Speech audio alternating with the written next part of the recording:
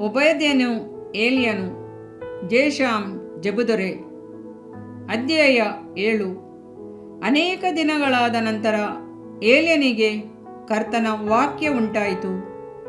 ಬರಗಾಲದ 3ನೆಯ ವರ್ಷದಲ್ಲಿ ಆತನು ಅವನಿಗೆ, ನೀನು ಹೋಗಿ ಆಹಾಬನನ್ನು ಕಾಣು, ನಾನು ದೇಶಕ್ಕೆ ಮಳೆ ಕೊಡುತ್ತೇನೆ ಅಂದನು. 1 ಅರಸು 18:1. ಪ್ರತಿಯೊಂದು ಕಾರ್ಯಕ್ಕೂ ಒಂದು ಸಮಯ ಉಂಟು. ದೇವರು ಪ್ರತಿಯೊಂದು ಕಾರ್ಯವನ್ನು ಆಯಾ ಕಾಲದಲ್ಲಿ ಸರಿಯಾಗಿ ಮಾಡಿ ಮುಗಿಸುತ್ತಾನಲ್ಲವೇ? ಅರಸನಾದ ಸೊಲೊಮೋನನು ಹೀಗೆ ಹೇಳುತ್ತಾನೆ, ಹುಟ್ಟುವ ಸಮಯ, ಸಾಯುವ ಸಮಯ, ನೆಡುವ ಸಮಯ, ನೆಟ್ಟದನ್ನು ಕಿತ್ತು ಹಾಕುವ ಸಮಯಗಳಿವೆ. ಪ್ರಸಂಗಿ 3:1-8. ಹಾಗೆಯೇ ಏಲಿಯನಿಗೆ ಕೆರೀತ್ ಹಳ್ಳದಲ್ಲಿ ಮರೆಯಾಗಿರುವ ಒಂದು ಸಮಯವಿತ್ತು.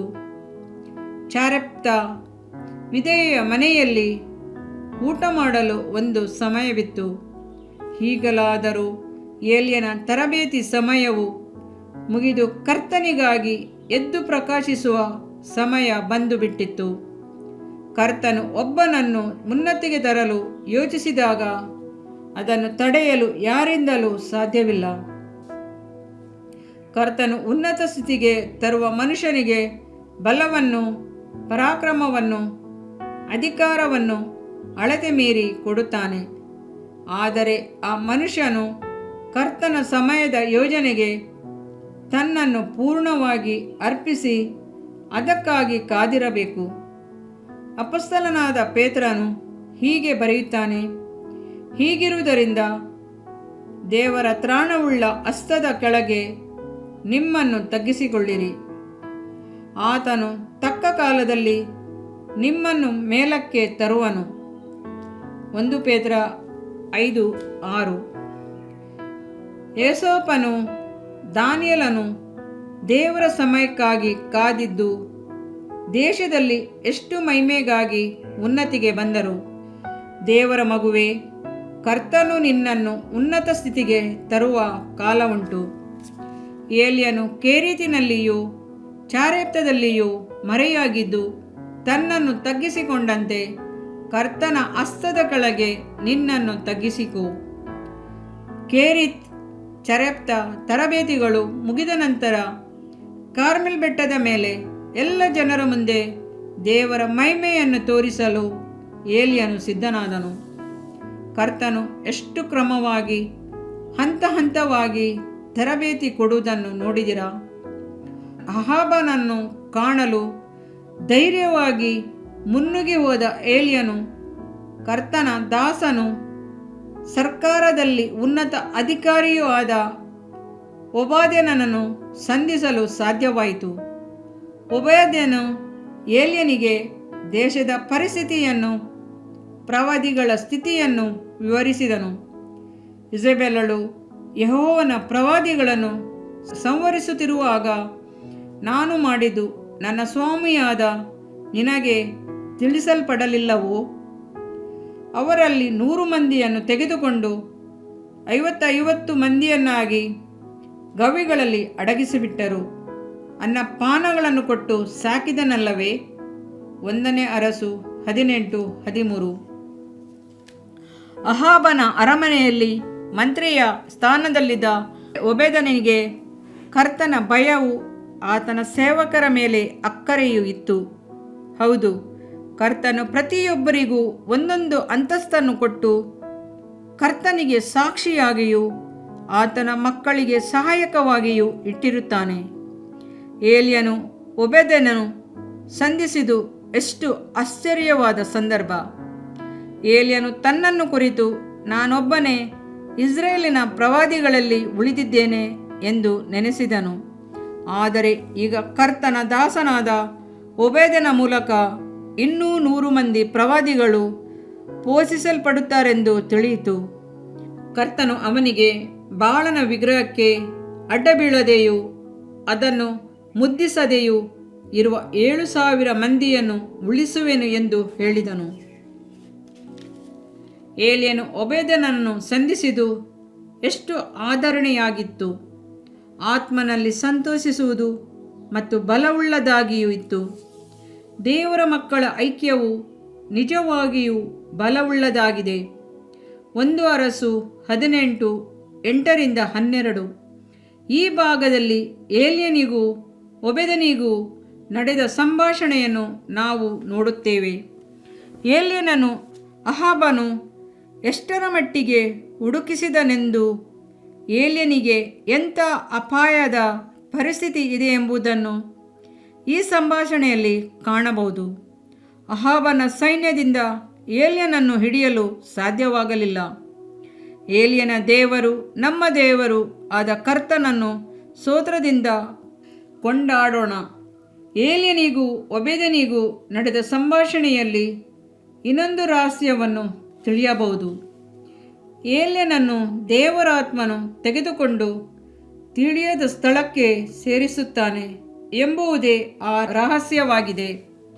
ಕರ್ತನ ಆತ್ಮವು ಅವನನ್ನು ಎತ್ತಿಕೊಂಡು ಹೋಗಿ ಒಂದು ಬೆಟ್ಟದ ಮೇಲಾಗಲಿ ತಗ್ಗಿನಲ್ಲಾಗಲಿ ಇಟ್ಟಿರಬಹುದು ಎಂದು ಹೇಳಿದರು. 2 ಅರಸು 2:16. ಅವರು ನೀರನ್ನು ಬಿಟ್ಟು ಮೇಲಕ್ಕೆ ಬಂದಾಗ ಕರ್ತನ ಆತ್ಮ ಫಿಲಿಪ್ಪನನ್ನು ಎತ್ತಿಕೊಂಡು ಹೋಗಲಾಗಿ ಕಂಚುಕಿಯು ಅವನನ್ನು ಕಾಣಲೇ ಇಲ್ಲ.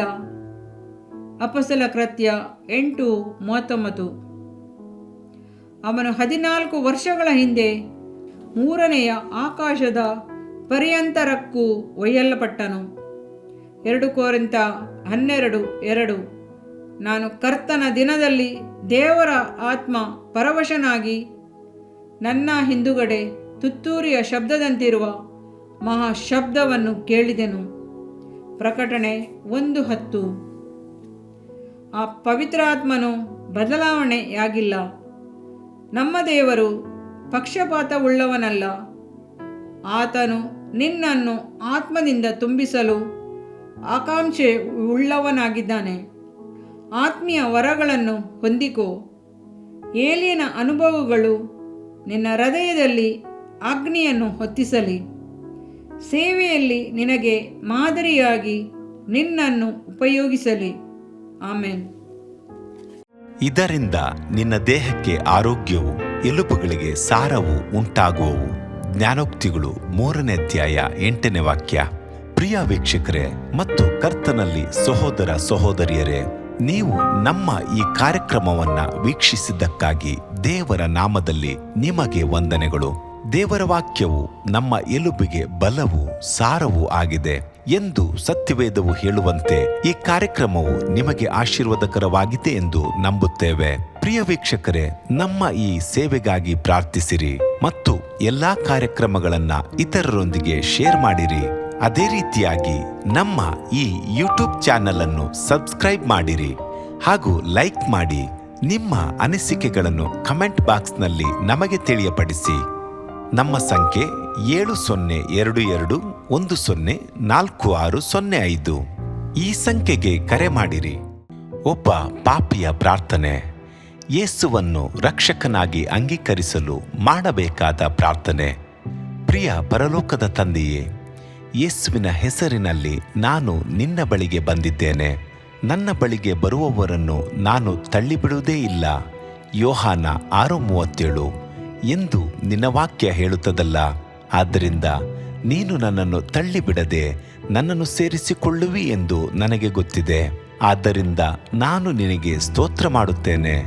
ನೀನು ನಿನ್ನ ವಾಕ್ಯದಲ್ಲಿ ನೀನು ಯೇಸುವನ್ನೇ ಕರ್ತನೆಂದು ಬಾಯಿಂದ ಅರಿಕೆ ಮಾಡಿಕೊಂಡು ದೇವರು ಆತನನ್ನು ಸತ್ತವರೊಳಗಿಂದ ಎಬ್ಬಿಸಿದನೆಂದು ಹೃದಯದಿಂದ ನಂಬಿದರೆ ನಿನಗೆ ರಕ್ಷಣೆಯಾಗುವುದು ಎಂತಲೂ, ಕರ್ತನ ನಾಮವನ್ನ ಹೇಳಿಕೊಳ್ಳುವವರೆಲ್ಲರಿಗೆ ರಕ್ಷಣೆಯಾಗುವುದೆಂತಲೂ ಬರೆದಿದೆ.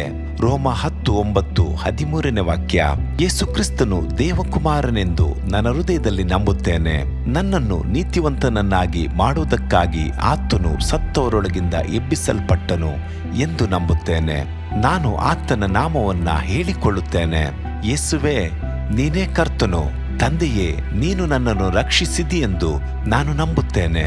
ನಿನ್ನ ವಾಕ್ಯವು ಹೇಳುತ್ತದೆ, ಮನುಷ್ಯನು ಹೃದಯದಿಂದ ನಂಬುವುದರ ಮೂಲಕ ನೀತಿಯು ದೊರಕುತ್ತದೆ.